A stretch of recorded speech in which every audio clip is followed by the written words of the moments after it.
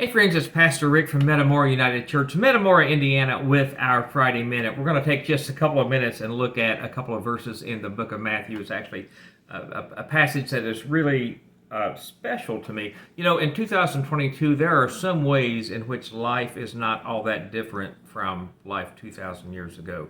For example, tax collectors. They were among the most reviled, hated people of their time. And I think that most of us can in some way relate to that. So, as we're leading into this passage of Scripture, Jesus comes to a toll booth, a tax collector's booth, and there's a gentleman named Matthew there. And he introduces himself, and then he goes to Matthew's. He does something just completely unexpected.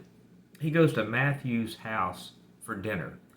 He goes to a tax collector's house for dinner. Starting in verse 10 of chapter 9, it says, "Well, Jesus was having dinner at Matthew's house. Many tax collectors and sinners came and ate with him and the disciples.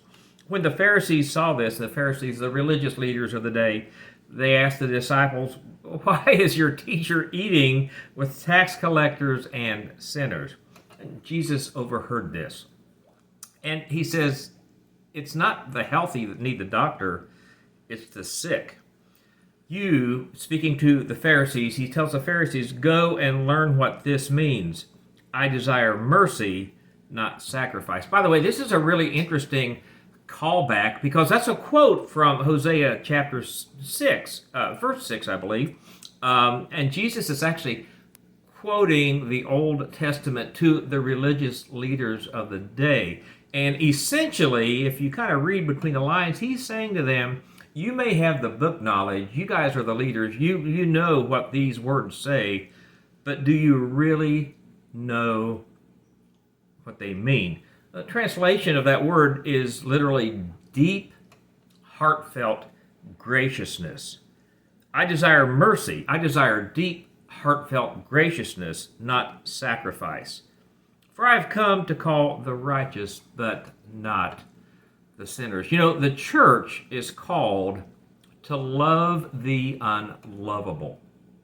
We as a church are called to disregard what the religious leaders may say and love those that may call the dregs of society. We see churches all around with fancy lights and smoke machines, and everything is just perfect and everything is just staged. But that's not a picture of Jesus' ministry. That's not a picture of what he is calling us to do.